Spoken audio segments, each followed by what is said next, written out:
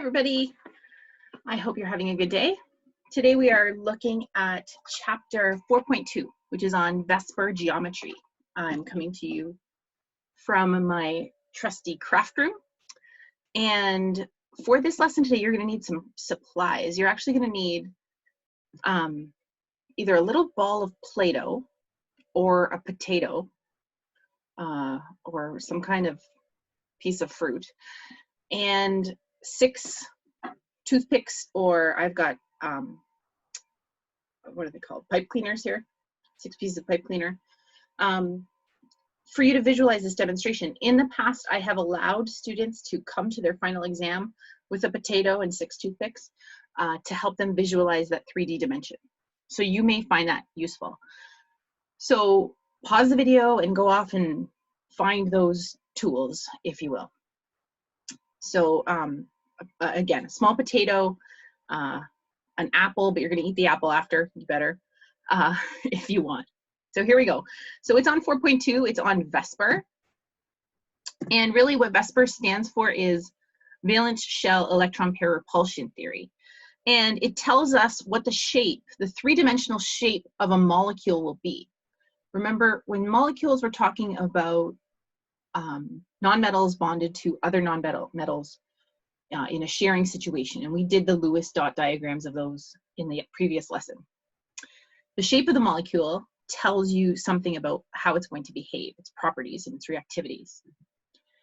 We can look at the shape, we can figure out the shape by looking at the Lewis dot diagram for that particular molecule.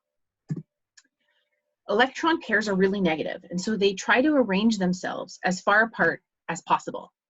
So if this was a central atom and it had 2 bonds, bonds are really made out of electrons. Each bond, because it's really an electron dense area, is going to arrange itself as far apart as possible from the next bond. So if a molecule had 2 bonds, it had something attached here and something attached here, it would be actually arranged like this. It'd be linear.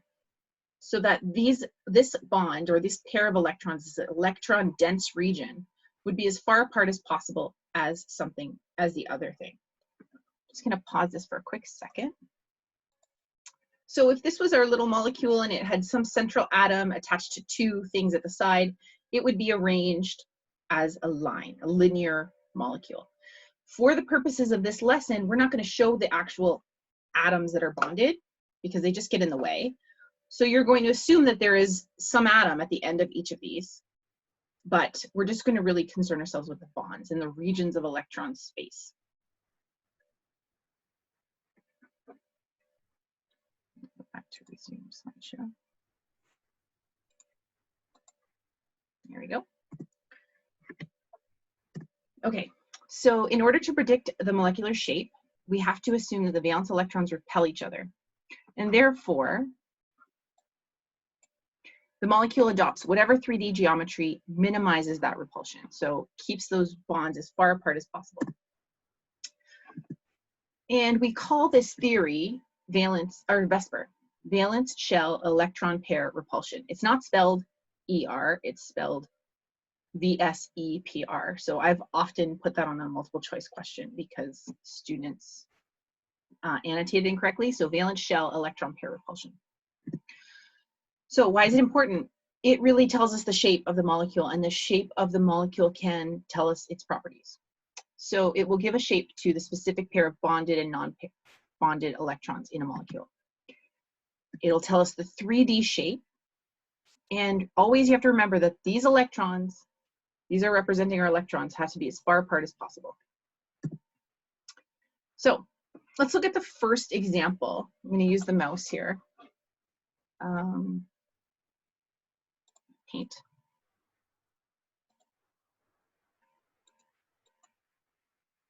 I guess I can only do this. So I did this example here, the linear example. If you have a molecule that it has a center atom and it has 2 things on either side of it, then the molecule is going to end up lining up linearly. It will have 2 bonded pairs, so 2 electron pairs, it has two regions of negative space, and it ends up being a linear molecule. And we also need to know the bond angle. So the angle in between here is 180 degrees. All right, now let's look at, what if I said, okay, we got three bonds. So I'm going to sort of try this. Does this give us the farthest angles? No, definitely does not give us the farthest angles. But if we did this, if I arranged these three bonds so that this bond was as far away as possible from this bond and as far away from possible from this bond, then I have a molecule that's shaped like this, and it's shaped like a flat triangle. And so that is called a trigonal planar molecule. And that trigonal planar molecule has 120 degrees between each region of electron density. Okay. Now let's say that I had a center atom and I did the Lewis dot diagram and it had two bonds, and then instead of this bond attached to a third atom, it was actually just a lone pair of electrons. So it wasn't really there bonded to anything. But those electrons still take up a huge amount of space. In fact, they take up more space than a single bond. So they have an influence over the shape of the molecule. So you have to pretend that they're still there influencing the shape. So when you count up the regions of negative space here, if you had a lone pair here, that would be one region of negative space, two regions, three regions of negative space. And I'm going to give you an example of what I mean by going to the whiteboard.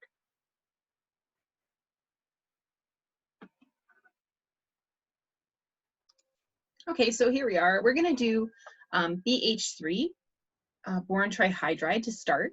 So boron has two lone pairs of electrons, two valence electrons, excuse me. Let's count up its valence electrons.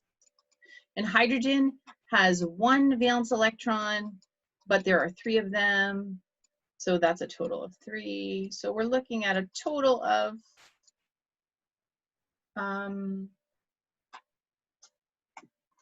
just do here, did I screw that up?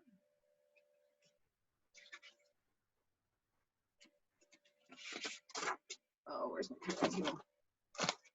Duh, three valence electrons. I thought so. This is three valence electrons. So we're looking at a total of 6 valence electrons for beryllium trihydride. I'm going to put boron in the middle. It was boron trihydride, not beryllium. Boron in the middle, and I'm going to put 3 hydrogens around it. Okay, we briefly talked about that before we left. We're going to use 2 electrons to form a bond here between this beryllium and this hydrogen. And I'm going to use 2 electrons to form a bond here and 2 electrons to form a bond here. So the first step is always that you use electrons and form bonds. So this boron has 3 regions of negative space. How would those 3 regions arrange around each other? They would separate as far apart as possible. And so when you looked at the 3D shape of this molecule, it would end up being trigonal planar, which really means a flat triangle. And it has a bond angle of 120 degrees. Okay, that's its bond angle. Now let's do the same thing, but this time let's do it for sulfur dioxide. Sulfur has 6, but I just want to double check because I've messed things up like that before, and that will very used to my periodic table in the back there. So sulfur has 6 valence electrons. I'm sorry for this weird pen, but we are all making do, people. We're all making do. And oxygen has 6 valence electrons, but there are 2 oxygens.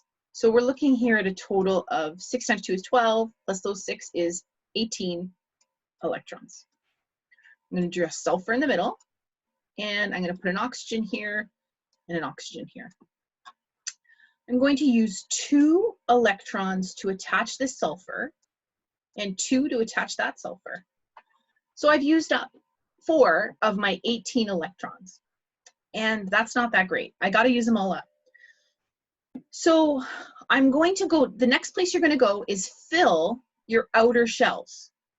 We didn't have to do that for hydrogen because hydrogen is happy with only 2. And if you remember boron, because it's only a group 2 element, it's happy with less than 8. So boron and beryllium, hydrogen, helium, those are the only ones that are happy with less than 8. So oxygen over here is not happy. So we're going to fill it up. We've got 4, we used up 4, 5, 6, 7, 8, 9, 10. We're going to go over here and go 11, 12, 13, 14, 15, 16. So I've used 16 electrons up.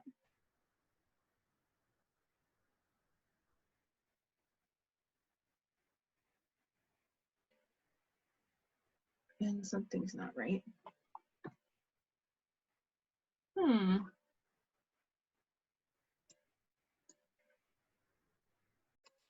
For a second, I thought I counted those wrong. I've used 16 electrons. So where do I put my extra one? I got 2 extras. I'm going to put them here. So I'm going to put my extra 2 electrons there. That makes a lone pair, an unbonded pair of electrons at the top of sulfur. Now that unbonded pair takes up a lot of room. But before we do anything, sulfur is still not happy. It's only got 6. So I'm going to borrow this set of electrons. I'm going to erase it from there. And instead, we're going to use it to form a double bond here. So in the end, we end up with this molecule. Sulfur in the middle,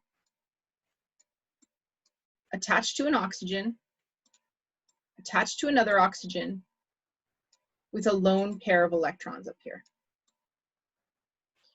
So when you count the regions of negative space for sulfur, it's still 3 regions of negative space. A double bond counts as 1 region.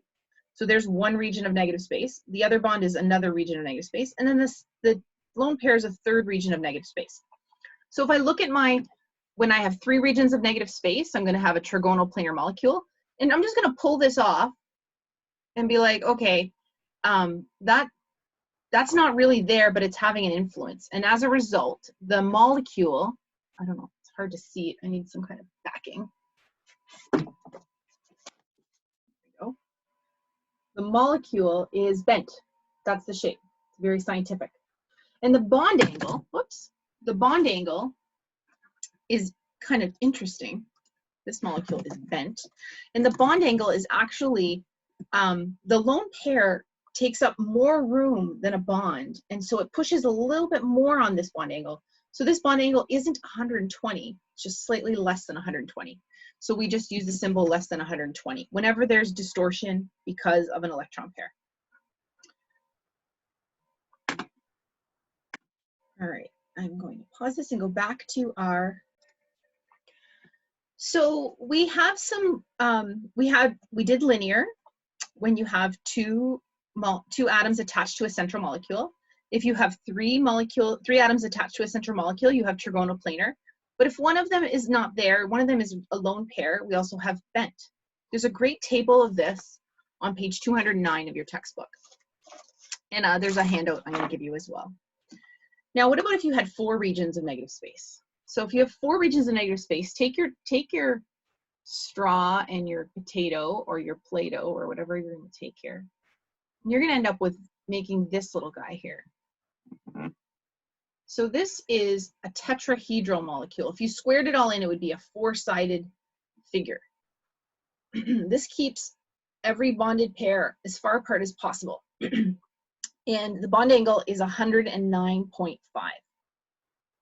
So if you did the Lewis structure and you ended up with 4 identical things attached, you would have a tetrahedral. If you had 4 regions of negative space, but one of them was a lone pair, then you actually end up with this molecule, which is a pyramid shape, and it's a triangle pyramid, so it's a trigonal pyramid. And this bond angle is 109.5, but again, it's pushed a little bit down because of the lone pair, so it's less than 109.5. If you had 2 regions of negative space, so there were 4 total, 1, 2, and 2 regions of negative space, like water. Water is like this. This is the O, and here are the 2 H's, and then there are 2 lone pairs on each side. You end up with this molecule, which is again bent, but this time the bond angle isn't 120, it's 109.5. It's less than 109.5, actually less than twice. So this would be 109.5. And I'll take you to the whiteboard again, and we will look at some examples of that. I think I'll take you to the whiteboard.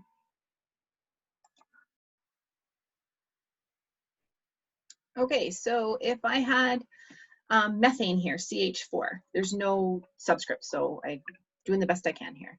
So carbon has 4 valence electrons, each hydrogen has 1 valence electron, so we are looking at a total of 8 valence electrons.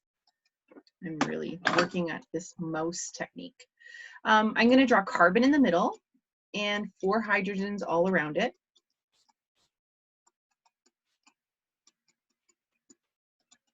And I'm going to use 2 electrons to bond each of those.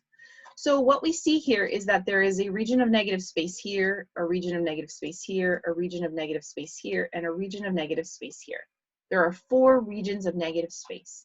When there are 4 regions of negative space, these negative spaces arrange themselves in this tetrahedral shape, and the bond angle is 109.5. Now that's difficult to show like this, so chemistry has an annotation for this. We are going to draw the central atom carbon, and I've got my model here. This is important for you to follow along with here. I really should have used toothpicks because these are too bendy. Okay, so here's my little model. I got to get a mirrored computer. Here's my little model, and I'm going to line this up so that these 2 bonds are in the same, are flat against this piece of paper. They're flat. And then this bond in front, there's one sticking forward and there's one pointing back here. Okay, so we've got 2 bonds that are in the plane of the page that are flat along my hand. We've got 1 bond coming out forward towards you guys and 1 bond sticking out backwards. So we show that with the actual 3D diagram. So any bond that is in the plane of the page gets a straight line. All right. Any bond that's coming forward gets a dashed line like this. And any bond going back into the page gets a wedge, a thicker triangular shaped line. Ta-da.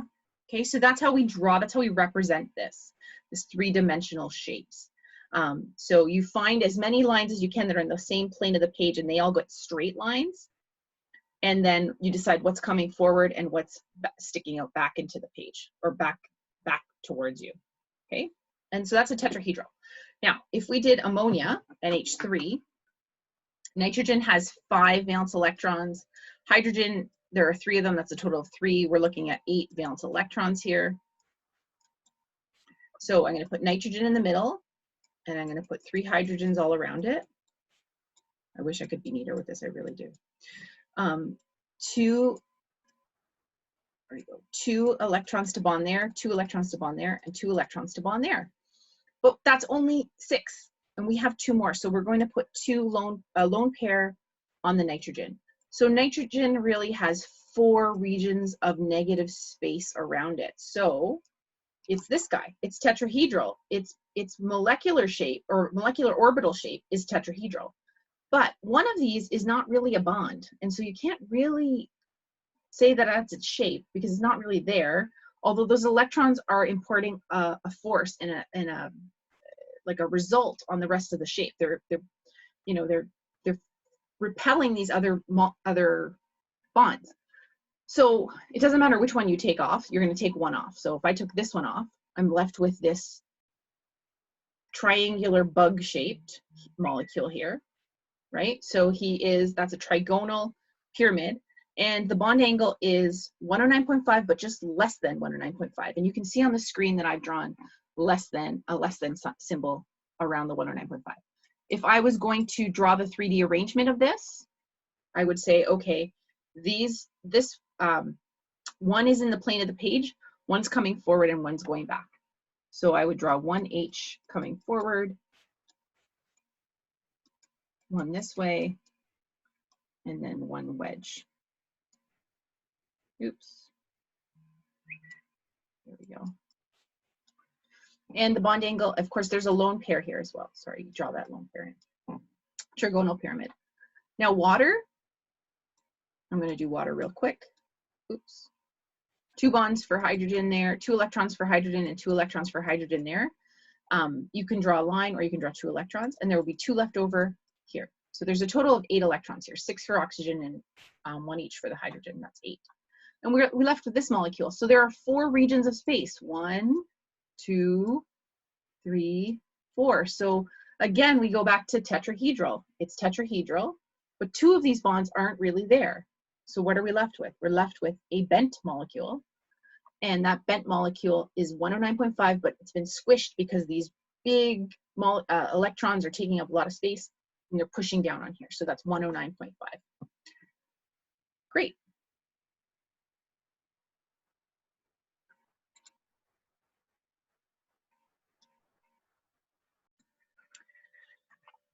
So we've looked at the 3 basic shapes, linear, trigonal, planar, or tetrahedral, and what can happen if one of those spots is a lone pair.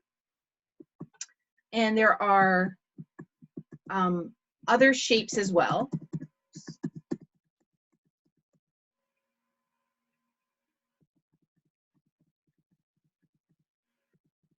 I didn't know that that was going to go through. Hold on a second. Sorry. So we looked at those first 3.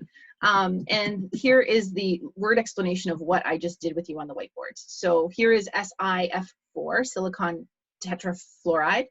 If you were to draw it out as a Lewis dot diagram, you get these 4 bonds. So it's going to end up having a tetrahedral shape. There are 4 bonding pairs. There are no lone pairs. We're going to arrange them as far apart as we can, and we end up with this tetrahedral shape. And it's 109.5. Double bonds and triple bonds only count as 1 region of negative space. Now, what if you have 5 regions of negative space? Well, if I had 5 regions of negative space, let's see how I would arrange these. I'm going to go 3 around the middle and 1 straight up.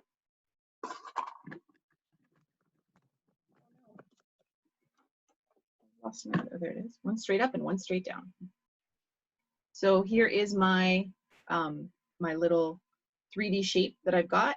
If you were to imagine that this was filled in, it would be a triangle on the top and a triangle at the bottom, a pyramid.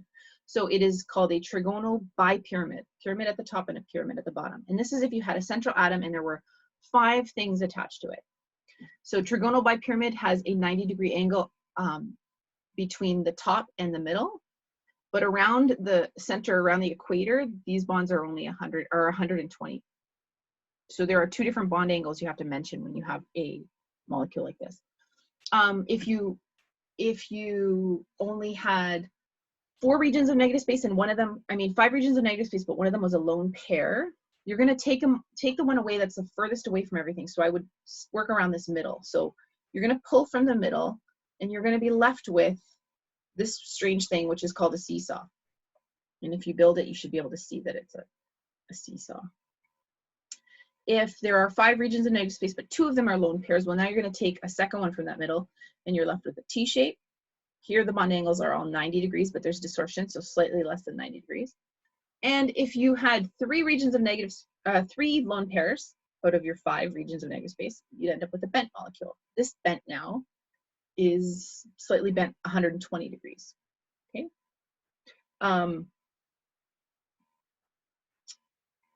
So actually I messed that up. Took them off the wrong spots. I wonder if I can rewind.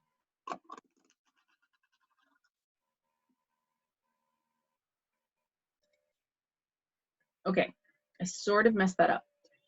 What else is new? So if you've got, I was getting ahead of myself. If you've got this trigonal bipyramid shape and you've got 5 regions of negative space, you've got a trigonal bipyramid. If one of them is a lone pair, you're going to take from the middle, and now you have that seesaw. That's fine. If 2 of them are lone pairs, you still take from the middle. I silly went to the top. I didn't mean to. You still take from the middle, and now you're left with a T. And then when you take from the 3rd middle, because you want to leave the biggest space between them, the least repulsion as possible. So you're not going to take that bent one away. I messed up. I said it was bent, but you're not going to take that one away. You're going to keep the 120 angle. So the last one you would possibly end up with is linear. We'll show you some examples of that in a second. We'll go to the whiteboard. Okay, so for PCl5, we're looking at counting up the valence electrons for PCl5. So remember, you go to your periodic table and count them up. There you go. So P is 5 and Cl is 7. So we're looking at 7 times 5 is 35, plus another 5. We're looking at 40 electrons.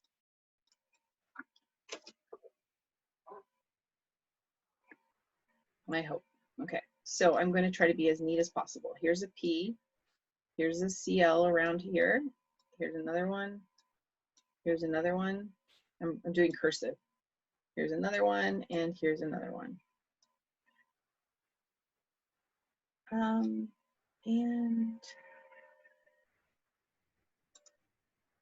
let's see.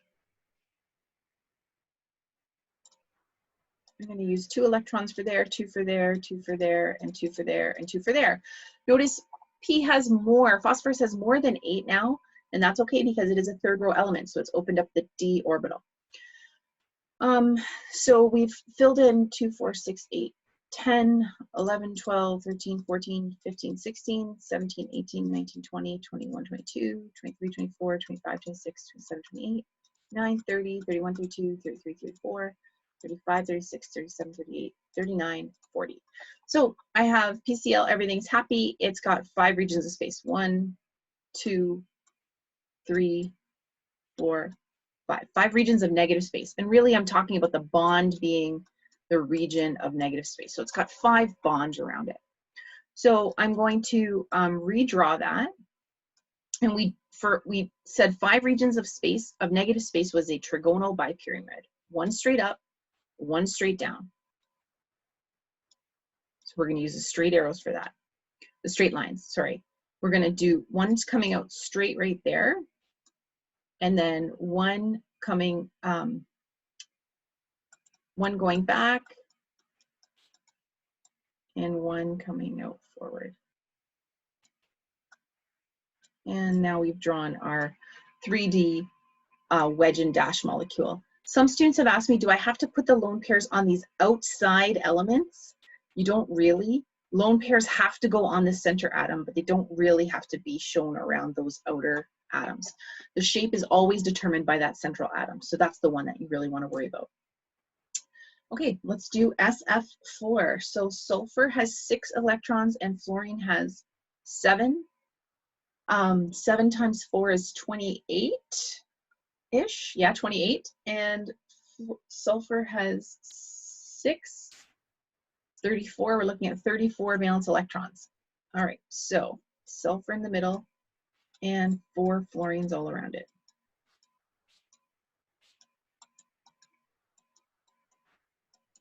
One, 2, 3, 4, 5, 6, 7, 8, 9, 10, 11, 12, 13, 14, 15, 16, 17, 18, 19, 20, 21, 22, 23, 24, 25, 26, 27, 28, 29, 30, 31, 32, and 1 extra for good luck. There is a lone pair to get to 34.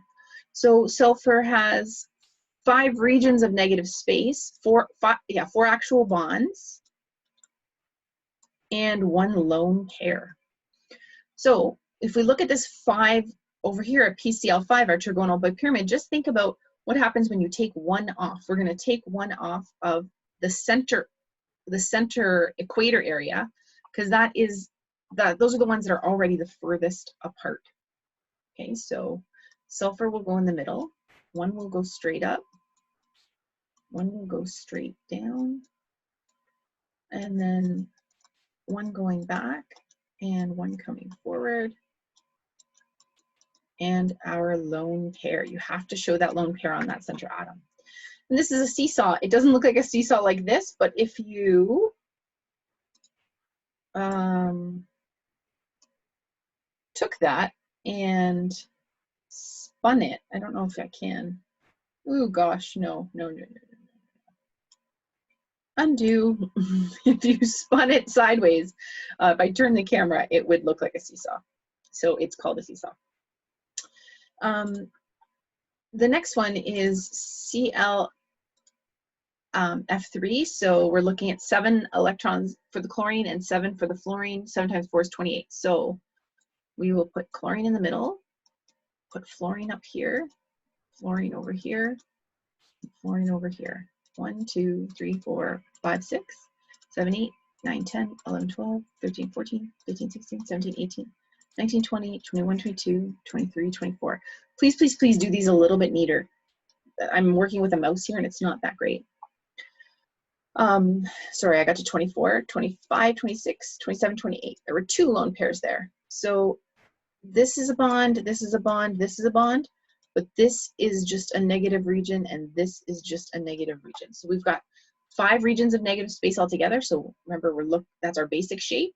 So just imagine 2 of those spaces missing, and we're working around the middle. So we already took this one off. Let's take this one off, and we're just left with, I actually already drew it pretty much there. It's a T. And it's got slight distortion. So I like to say less than 90. Your textbook doesn't put the less than there, but it's actually should be. All right, I3, iodine is 7 electrons. So 7 times 3 is 21, but this is I3 minus. So we're actually looking at 22 electrons because it's an ion. So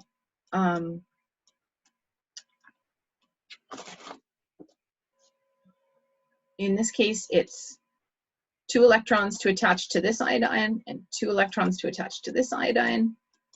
And that's 1, 2, 3, 4, 5, 6, oh, sorry, 5, 6, 7, 8, 9, 10, 11, 12, 13, 14, 15, 16, or 17, 18, 19, 20, 21, 22. So you've got negative space, negative space, negative space, and then this bond and this bond. So 5 regions of negative space altogether, 3 of them are lone pairs.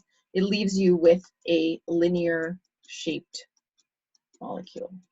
And if you were to build that, I always go to how many regions of negative space there are? 5. That's the only one you have to remember. 5 regions of negative space is trigonal bipyramid. So if you came into the test and you said, okay, with 5 regions of negative space, it's trigonal bipyramid, or it's trigonal bipyramid. Sorry, here we go. But 3 of them are lone pairs. Boop, boop, boop. There you go. What are you left with? You're left with a line, a linear molecule. So as long as you worry about memorizing or committing yourself to those basic shapes, linear, tetrahedral, sorry, linear, trigonoplanar, tetrahedral, trigonal bipyramid, and the next one is octahedral, you're going to be able to do this no problem. So our last one is octahedral. Octahedral is 1 atom in the middle and 6 things attached to it. So it's going to be 4 bonds equally around that equatorial plate. And I've lost a bond, which is a problem. 1, 2, 3. We'll find the 4th one right here. There we go.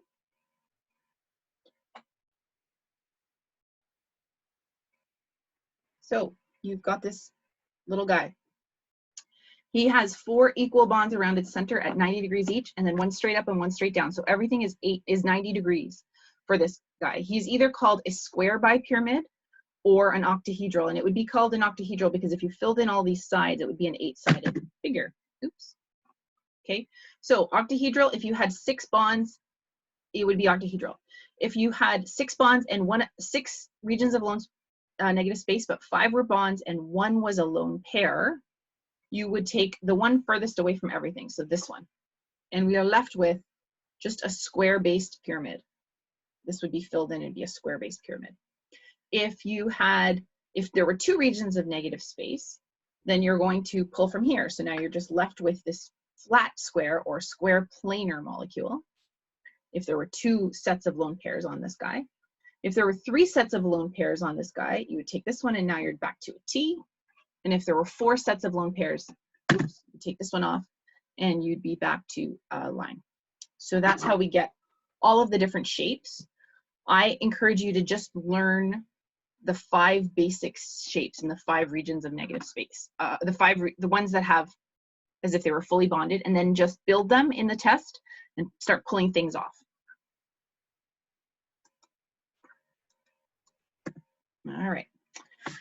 The difference between geometry and shape, the electron pair geometry is only looking at electrons. So you include all the regions of negative space. But the actual 3D shape is the shape that is formed by the bonds that are actually there. Okay, we ignore lone pairs in the shape. So this is not octahedral, it was linear, but it was based on all of these lone pairs that were around it that ended up causing it to have this shape. So here are all of the shapes. These are the ones that you can get out of different things. Again, I'm going to refer you to page 209. It's got all of the examples and all of the shapes. And then so does this one here. Okay, so here we go. So linear had only this possibility, linear. Trigonal planar had 3 regions of negative space. If they were all bonded pairs, you got trigonal planar. If one of them was a lone pair, you got bent. And the bond angle was 120, less than 120 for this guy. For a tetrahedral, 4 regions of negative space. If they're 4 bonded things, it's a tetrahedral. If one of them was a lone pair, now we're down to trigonal pyramid. If 2 of them were lone pairs, we're down to bent. The non-bonding electrons, just like I said, they take up a little bit more space, and so they lower the bond angle. I don't want you to memorize the new bond angles. I just want you to use the less than sign to show the bond angle was distorted. So just know the bond angles for your basic shapes. And if there's any distortion because of a lone pair, just write less than 109.5, and then I'll know that you realize it's actually less than. So in this case, the original bond angle is 109.5 in a tetrahedral. With 1 lone pair, it's 107. With 2 lone pairs, it's 104.5. I would mark it correct if you just wrote less than 109.5 and then less than 109.5. Sorry, double bonds repel a little bit more than electrons in single bonds, but we ignore that at this point. So just consider them the same as a regular bond. If there's more than 1 central atom, you look at 1 central atom at a time. So this carbon that the red arrow is on has 4 regions of negative space. 1, 2, 3, 4. So the shape is tetrahedral around this carbon. But around this second carbon, there is only 3 regions of space. So it's trigonal planar around this carbon. And that's how we do it. We do it carbon by carbon. Now, a molecule is polar if its centers of positive and negative charge do not coincide. The vectors don't cancel out. It can behave as, it can have a dipole. And each bond can be polar, and the bond can be polar and the molecule can be polar. We talked about that, or we will talk about that more tomorrow. Okay, so that is everything from 4.2. Your homework is going to be to do page 212, number 1 and 2, and 214, number 1, and 215, number 1 and 2. As well, there's going to be a worksheet. So I'd like you to complete the worksheet, do it right now as soon as you're done this video. And if you have any questions, reach out in the Hangout or in Google and let me know. We will continue with this polarity stuff tomorrow. Have a great day.